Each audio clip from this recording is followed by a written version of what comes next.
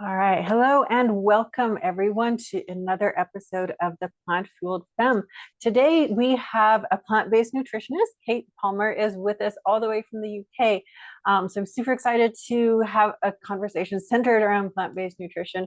Thank you, Kate, for joining us. Welcome. Oh, thank you. Thank you for having me here. Absolutely.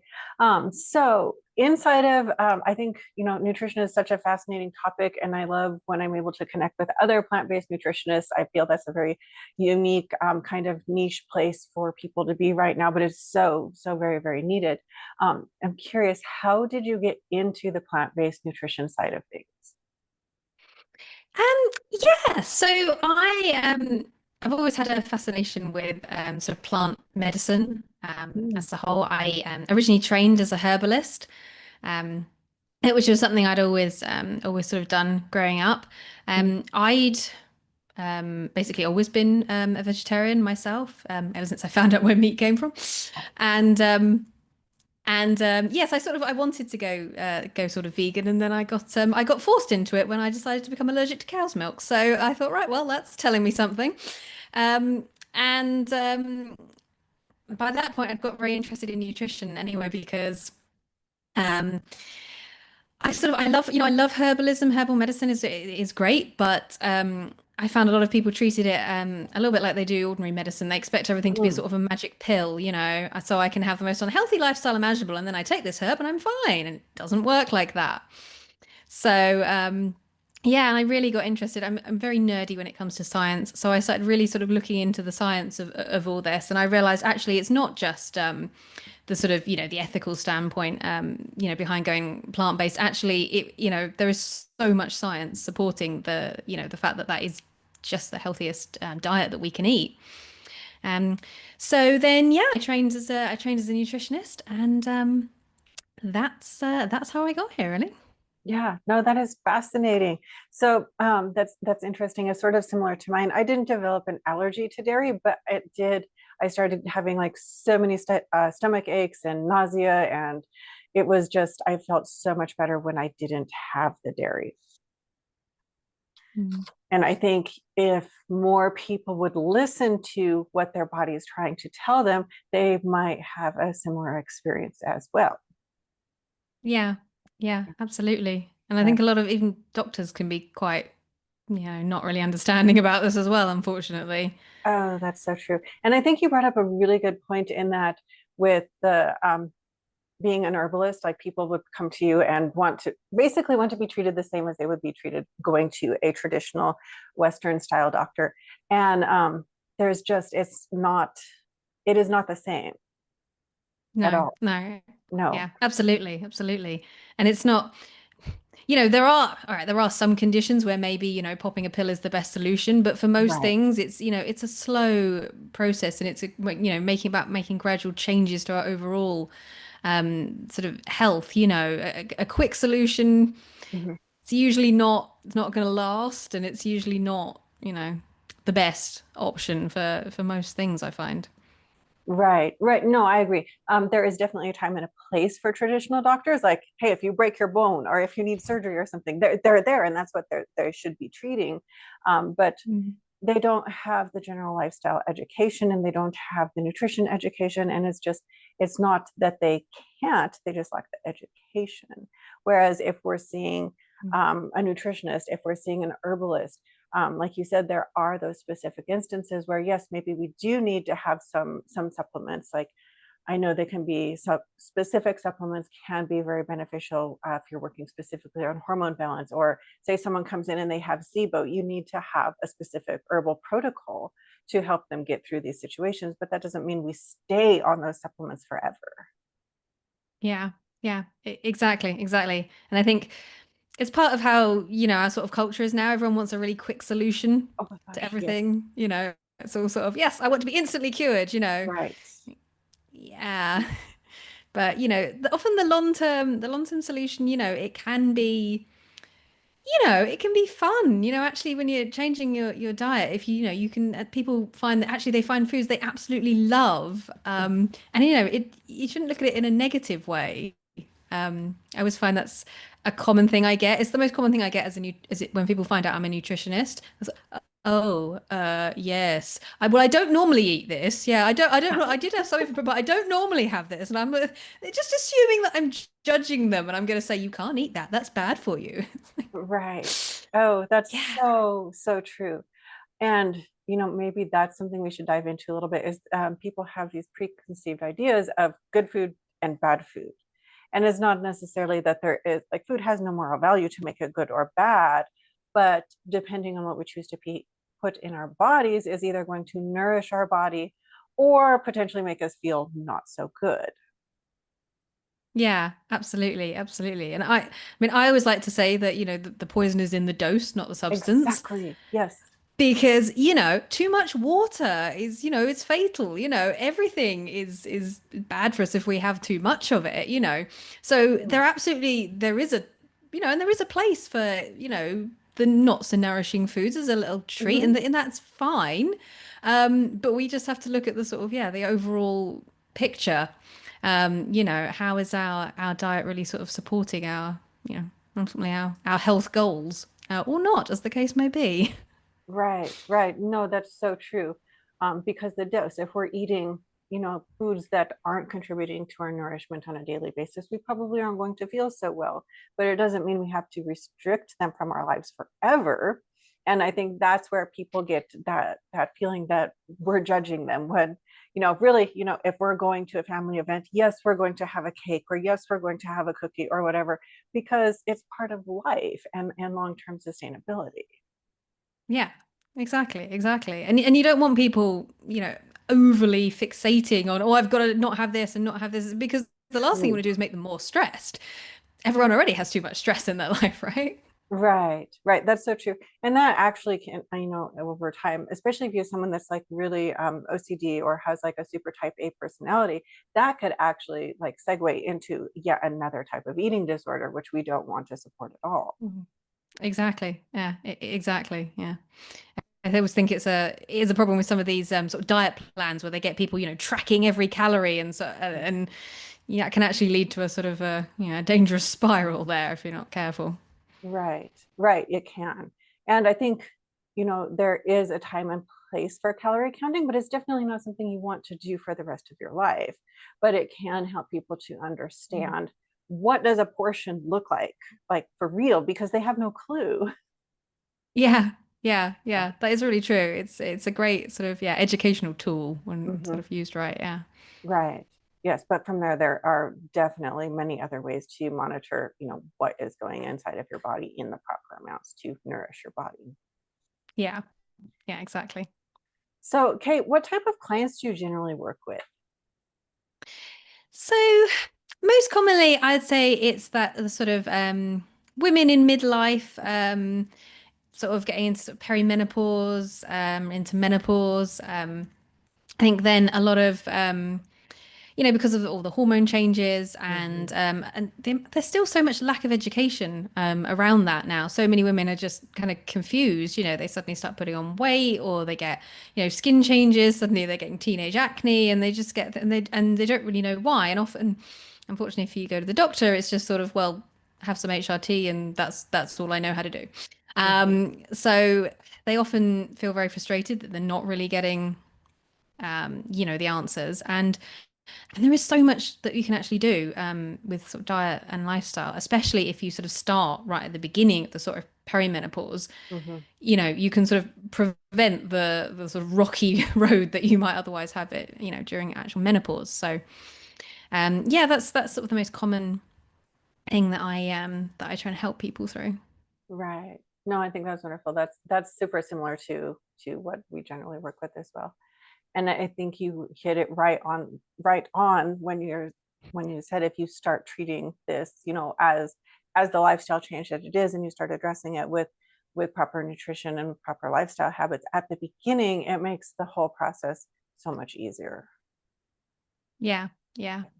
Yeah, because so many of these things that we've been told are sort of, well, they're inevitable. They have to look like the constant hot flashes in menopause. It's like, well, it's just menopause. It happens. There's nothing you can do about it, and it's not really true.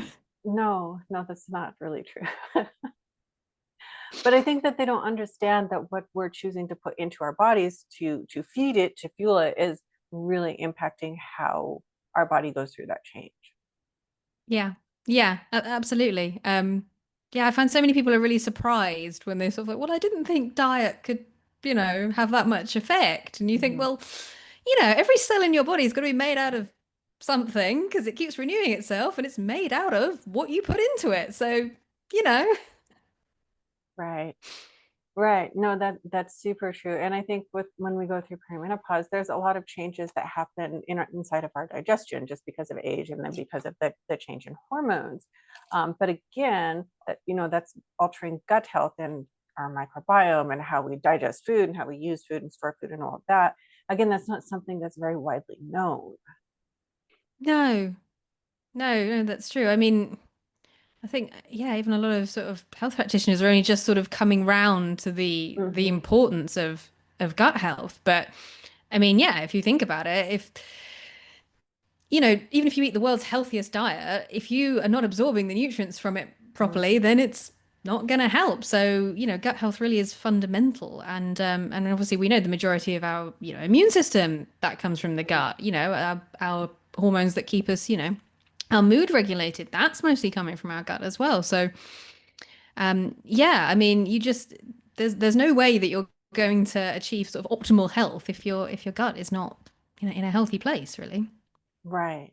No, I agree 1000%. It's almost, well, it is like the foundation of our health. Yeah, yeah. And it does sort of get a bit almost neglected, I think. People sort of It think of it as a is, bit of an yes, afterthought? right. It is like an afterthought or just simply just lack of awareness entirely. Like I Yeah. had this really interesting conversation with a client the other day that they didn't understand what foods even had fat in them. Like the avocados and the nuts and the seeds, they're all very healthy fats. But if we are having too much fat and we're already having digestion problems, it's just going to compound the digestive problems, not help anything. But they didn't even understand what fat was. So then we had to break it down into super simple, with an outline. Let's make a food column, and these are your fats, and these are your carbohydrates, and these are your proteins. But breaking it down super simple, and giving them the tools that way they can easily learn and start to pull from that and be a little more independent. Yeah. Yeah, absolutely. Well, I think sometimes, yeah, people are just confused. I mean, I know Hmm. I've had quite a few clients that have sort of, when you look at the macronutrients, like, oh, yeah, well, I'm trying to cut down on carbohydrates. And I'm thinking, Hmm. no. What you mean is you're trying to cut down on processed food, the refined carbohydrates. Yes, we want to cut down on Right. those, but we Right. do not want to cut out our fruits and vegetables. Um, Right. you Exactly. know, and they get very confused and they're sort of like, yeah, but you stay a healthy weight and you're saying you eat all these carbohydrates. Well, yes, because I'm eating fruit and vegetables. So people get very confused suddenly as to, what a carbohydrate is. And I think, yeah, I mean, it is a bit too simplistic the way we, if we break it down into these sort of macronutrients. But yeah, I think then people get very confused Hmm. with some of the sort of, what the media's told them. That's true. That's true. There's a lot of incorrect programming that I think has been going on for decades that it's hard to undo. Yeah, Yeah. yeah. Yes, and then like you said too, maybe it is too simplistic, and I see a lot that often clients try to overcomplicate things when really it's not that hard. Yeah. Yeah. Yeah. I think, at the end of the, yeah, if we just look at it as sort of healthy food Hmm. groups, True. and don't try and, yeah, because as you say, some clients can get very into the, oh, well, I have to have this number of these sort of nutrients and this one, and then these things in balance. Yeah, overall though, if we're eating a healthy diet, we're having lots of those fruits and vegetables and, all of these things. Yeah, it can be very, very simple, really. Right. Right. Yes, it absolutely can be. And that's, the goal of what we want, where we want to get with all clients is that we want food to be something that's simple because if it's simple, you're more apt to follow it long term, which is, I think, where they get tangled up in the weeds Mm. sometimes is they're used to being on strict diets or super protocols or whatever. And without that, they don't know what to do. But those things aren't sustainable long term because they're far too restricted. Mm. Absolutely, absolutely. I mean, I always say that with the diet, like, yes, could you see yourself doing this for, indefinitely? If not, probably shouldn't be doing it, because whatever benefit you're hoping to get out of doing this diet is not going to be sustainable then if you don't keep doing it. Right. So yeah. And I mean, often they're not the best for health anyway. So Right. Right. Exactly. It's super challenging.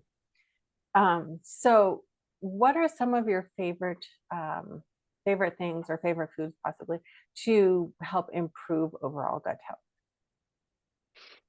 um yeah, so I mean, fruits and vegetables are definitely a great one. In Mhm. particular, there's so many fruits that have, like, some really really good nutrients in there, because they've got um so many of the sort of the fibers, so you get things like the pectin in the fruits and the indoles and things that you get in, and there's lots of vegetables as well.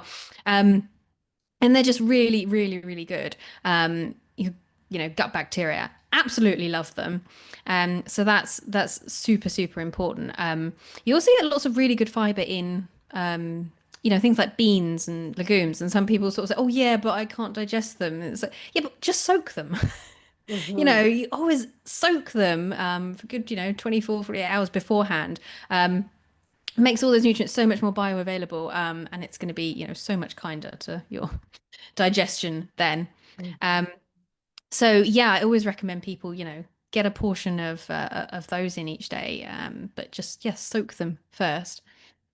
Um, and yeah, just really, I try and get people to eat as many different fruits and vegetables as possible. Try and get all the different color groups, so that you're just getting all those different nutrients. And I find so many people, they just don't eat enough of the sort of fruits. Oh yeah, I know I should eat it, but I don't really like. It's like, but you cannot possibly have tried every fruit and vegetable on the planet. I mean, you can't say you don't like. There's nonsense. I mean, yeah, you'll find something that you like. Just put something in, and then we sort of try and add more things in, and we're gonna sort of, because I think people obsess over what they have to cut out.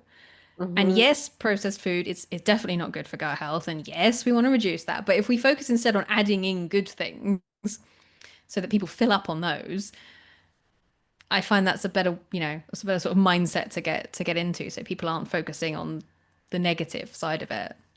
Right. Yes, because there's so many foods you can still have. So many foods. It's Yeah, it's actually, if you think about it, rather overwhelming, like the diversity of different foods that are available that are really, really beneficial for our bodies. And absolutely. I've found too, like sometimes if a client says that they don't like a specific food, having them prepare it a different way can often, be something where, the outcome surprises them and they're like, oh my goodness, I do like this after all. Absolutely. Yeah. Yeah. I mean, I know when I was younger, I was never a fan of vegetables. Fruit, I loved, yeah, but vegetables, I didn't like. And I just started experimenting with all different kinds of sauces and different ways to Mm, put, things on them. But then over time, because of course your taste buds do change, and as you start to get more healthy, microbes in your gut, that actually starts to help as well. So over time, I thought, yeah, actually, I do quite like these vegetables. Actually, they're fine. And it really does. And so many people do say that, actually, like, well, I don't like vegetables. I could never picture myself eating all these. And then as they eat them over time, they realize, actually, they taste really nice now. I don't know why I didn't mm. like them. Right. No, that's so true. And I have had a lot of clients too think that they need to eat all the vegetables raw, which um, Yeah. I feel can be very, very challenging because it's a larger volume of food, which can it can be good and bad because it's filling up your stomach if that's the goal. But when they're all of your vegetables are raw, your stomach is spending a long time trying to digest and extract the nutrients from all these raw vegetables. So if we can Yeah. even just cook them a little, that helps the breakdown process an awful lot. Absolutely, yeah. I mean, humans are not designed to digest cellulose, so there's a lot of Right. vegetables that, they actually, we get, more nutrition out of them when we cook them. I mean, I I always think ideally, obviously you don't want to cook them to death, and Right. ideally you don't want to put loads of oil and things on things, but I mean, you can always do, light steaming or something, Mhm. or just moving things up a bit, um, because. Yeah, I mean, I know that some people, well, I agree. I always prefer vegetables with a bit of crunch. Otherwise, it reminds me of my Mm. grandmother who sort of boiled things for a week before she served them, and it was not nice. Um, but we can still, yeah, we can still, give our digestion a bit of help. Especially if it's, you've got sort of gut dysbiosis from years of processed food. You want to go in gently. And I find that some people they do once they get on this sort of health binge, especially if they've had a bit of a health scare or something, and they just want to go all in. Right, I'm going to Mhm. eat every health food, that you can possibly buy, and then they wonder why they actually feel worse. Yeah, okay. Mhm. We maybe have to go slowly. Yes, I see that a lot. And I think too, something else that happens when people get on that kind of extreme side of it is they're swapping out the processed foods, which are very high in calories, for foods that are very nourishing, but they're significantly lower in calories. And I see very often where they don't feel well, like they're dizzy often. They feel weak, and it's simply because they're no longer getting insufficient calories because they swapped their food. So that is a piece that needs Mm. to be looked after too. Yeah, yeah, absolutely, absolutely. Yeah, sometimes you just don't realize just how much of the sort of, especially if you're sort of eating a lot of fruit and vegetables and things, you realize actually you really can eat quite a lot of them before you get to your sort of calorie count for the day. So Right. yeah. Yes, you can eat a lot of them. Yeah. Yeah. Which is good though for Mm. some people, they're constantly feeling hungry and thinking, "Oh no, I mustn't have a snack." But actually, if it's done in the right way and you're having a healthy, actually you can sometimes actually have more food than you thought you could. Right. That's so true. And I think that can help to, possibly remove a little bit of that restricted feeling that maybe someone might be having. Yeah. Yeah, exactly. I mean, if you're having a lot of sort of, yeah, high fat, high sugar Mhm. snacks, then yeah, actually replacing those with a healthy salad or something, you feel actually, yeah, you can now maybe, as I say, do you really fill up on those? Um, Right. It'd be great. Yeah. And I think when you make, like you said, I think that sugary fats and fatty snacks and swapping them out for, something that is actually nourishing, I think that the way that your body feels in response to that more nourishing meal is just, well, it's quite big. It's quite a big response and in a positive Mm. manner. Yeah, yeah, definitely. Yeah, I mean, I've had clients that sort of actually that I think sometimes people get so used to feeling sort of a bit groggy and a Uh-huh. bit sort of, and they're sort of, they don't even realize they're just popping in sugary snacks and cups of coffee and things, and it's sort of, oh, it Mhm. makes me feel better. Does it though? And actually, when they do sort of then try, okay, I'm going to have a fruit salad instead, and then they start eating healthy, and they, no, now this is how I was supposed to feel, and they were kind of shocked by the difference of like, oh yes, now I know what it feels like to actually feel well. Yeah. Right. Yes, that is so very, very true. That they're just get used to it. I see that all the time, and then it requires a little bit of digging too. I think on our part because if you just ask, how are you feeling? How's your digestion going? And they're like, okay, well, what does that mean? Like, are you going to the bathroom more than once a day? Are you constipated? Do you have diarrhea? Do you have gas? Do you have bloating? And often they do, but they've had it for so long. It's just the way that they feel. Yeah, yeah. It's the Yeah. dreaded fine answer that you get Yeah. all the time. Yeah. Yeah, that tells me nothing. I need Hmm. more information than that. Yeah, yeah. Well, and again, a lack of education as well, because, Mhm. things like bowel movements are not something that tend to get discussed in conversations. So people don't even know that That's there's a problem. true. They're just, well, I thought that was normal. Yeah. Oh, Yeah. right. That's so true. And I think too, there's still like a big lack of education on just how much the health of your gut impacts what your skin is like, whether you have clear skin or acne prone skin or rashes or eczema, because most of those are traced back to your gut. Absolutely. Yeah, Yeah. absolutely. Yeah, I mean, that was how I really got into looking at sort of some of the skin nutrition sort of Mm, aspect because yeah, I mean, I had constant skin problems. I kept getting these allergic problems and eczema and psoriasis, and mm, always the solution was, well, put a topical cream on it and that'll make it mhm. better. It doesn't. And no, I mean, I traced it, but eventually I realized, no, it's just gut issues, isn't it? I mean, um, just simple things like food sensitivities that can be, causing the sort of, the famous leaky gut syndrome and these things. I mean, it Mhm. can have a huge impact on it. It's triggering off our immune system, and so many of the sort of skin conditions have a root in the sort of autoimmune Mhm. conditions. So yeah, absolutely. If that the microbiome is not healthy and not happy, then yeah, we have a lot of problems. And I find it interesting with the skin problems too, because you can actually see them, Right. which is useful, and can be quite motivating for people as well when they sort of see, it's getting better, so it is working what I'm doing. Right. No, that's so true.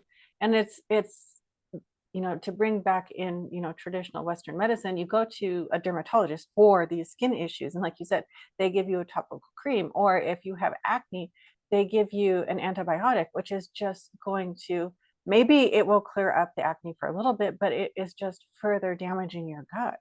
So it's not solving anything long term. No, no, exactly. Mhm. Unfortunately, antibiotics are such a problem for gut health now. I mean, they're obviously, Mhm. they're fantastic things when they're used correctly, but unfortunately, they are massively overused, and of course, so many people are getting massive amounts of them from their food when they're eating, unfortunately, Mm, farmed animals that are pumped full of them. true. So, yet another reason for the plant-based Mhm. approach. Yes. No, well, since we're speaking on animal-based products, dairy is also a huge contributor to skin issues. Mm, absolutely, absolutely. I mean, the amount of inflammation Hmm. that causes, which then obviously goes throughout the body, and triggering off all those sort of those pathways. I mean, it triggers most of the sort of skin aging pathways as well, because I mean, most people sort of think, well, skin aging is just inevitable, but actually, I mean, most of the science suggests that actually about 90% of it is actually preventable. Um, and yeah, the diet is a huge factor in that. And the inflammatory sort of response of dairy is a massive cause of that. It's also just huge amounts of saturated fat that it puts in the diet, which of course lowers um, the sort of insulin sensitivity. So it's really, yeah, it's not good. Not good for anything. No, it's not. Well, and with dairy and women's hormones, there is Mhm. even still an impact. I mean, you're drinking milk that is full of hormones for a newborn baby calf, and you're putting it in your body as a human, as an adult human.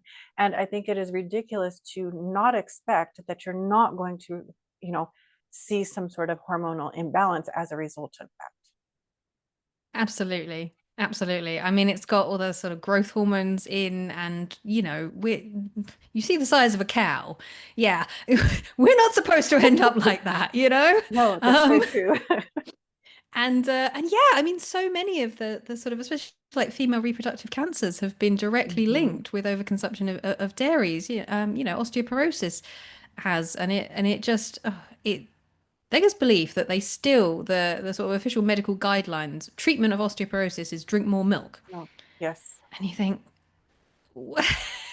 yeah, right, okay. So in countries where they don't drink any dairy, they have lower rates of osteoporosis than countries where they do. So that does not make sense.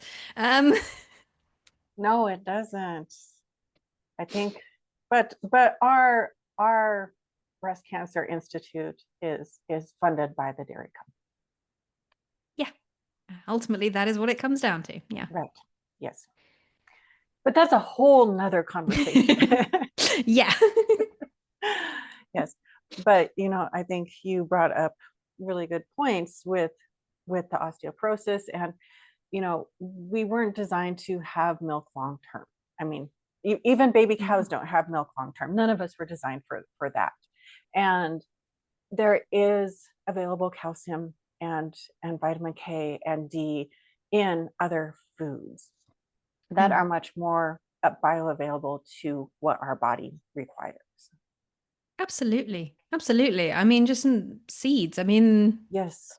certainly I read pumpkin seeds are supposed to contain sort of 4 times as much calcium as equivalent amount of milk anyway. So, yeah, seeds and dark leafy green vegetables and, things that you should be eating anyway, because they've got Yeah. so many other benefits as well. Um, you know, it's just, yeah, yeah, absolutely. There's really there's just no reason to be drinking dairy. It has so many sort of downsides, and all right, it's got calcium in, but so has lots of other things. Right. Yes. So do lots of other things. It's so true. And so if we're looking into, you know, the changes that happen during perimenopause with our gut and having that be more healthy, I mean, obviously we want to, like you said, be including a lot of fresh foods, so fruits and vegetables, but please, lightly cook your vegetables, so that you can actually absorb the nutrients better. What other things are going to be beneficial for gut health, and well, especially like during perimenopause? Yeah, I mean, there's obvious things like, we all know we need to drink enough water. Yes. Digestion does not function properly when we're dehydrated. I see so many people getting things like acid reflux and, the Mhm. sort of, and things. You think, yeah, number one cause of that is not enough water. So make sure we're doing that. Um, and I mean, as you said, definitely avoiding some of these sort of really inflammatory things, particularly, yeah, Mhm. the sort of animal products. They also the sort of the high fat foods, and so many people as well, when they're trying to be healthy, they don't sort of they sort of drizzle huge amounts of olive oil on everything, because Mm. it's healthy. You think, well, it's healthy in moderation, but still we don't want to be overdoing the fats, because yeah, again, that's gonna lead us down that sort of, inflammatory kind of pathway. Um and there are so many these sort of, the sort of superfoods almost, if you like. So for balancing out, helping with hormones, for example, you've got all the foods that contain the sort of the phytoestrogens, just simple things Mhm. like flax seeds. Um, you know, they can really, really help. There's lots of herbs as well. You can take the sort of the chasteberry and things like that, which just help to naturally, balance out those estrogen levels as they're Mhm. dropping. And what's really good with phytoestrogen is because it's more, similar to your body's natural estrogen, so it's a lot more gentle than some of the sort of synthetic hormones that you can take. Um, so yeah, it's really just, and it's all about sort of the balance as well. I mean, making sure that you're getting enough protein. Um, Mhm. Obviously, plant protein, so much better because it doesn't come packaged with a load of saturated fat. That's really, really important, because, you know, losing that sort of muscle is something that really starts to affect women through menopause. And often, they're not doing enough sort of weight training. Mhm. So having enough protein and then really sort of lifting weights, which is a thing a lot of women don't sort of think about that they should be doing, but sort of actually combining those can be really, really beneficial. Um, and again, also as well to lower the risk of osteoporosis, because Mhm. you need obviously that strength to sort of help strengthen your bones. Um, and yeah, I mean, there's certain, obviously with that, certain minerals that you have to make sure we're getting enough of, making sure we're getting enough calcium, which is very easy to do. You just have to sort of, look at what you're eating. Um, and yeah, really it's all about the sort of, as I say, getting proper balance. Often I find that certain, women have got into some bad habits, which they knew weren't very healthy. They had certain snacks and things and whatever, but it was fine during the sort of 20s and 30s. You get away with it. And there comes a point as you sort of get, and people say, well, now I feel ill every time I eat this, but I've always eaten it, so I don't see what's wrong with it. Yeah, maybe because there comes a point where your body just says, I can't deal with this anymore. And yeah, you maybe have to look at that and maybe start take it a little more care where maybe you could get away with it in the past. Right. Yeah, that's so true. I hear that a lot is, foods that they were used to eating, they can't eat anymore. Like that causes gas, it causes bloating, maybe they feel nauseous. And that's simply because our digestive system is changing. So we have to learn how to work with it. Yeah. Yeah. exactly. And we can view it in a positive Hmm. way, Oh yeah, It's all about, yeah, self-care and, giving yourself the tools that you need to feel at your best. exactly. And I think that's so important, to work on feeling our best, to really, really nourish our body and move it in ways where it makes us feel good, because that's just going to further increase quality of life as we continue to get older. Yeah, yeah, exactly.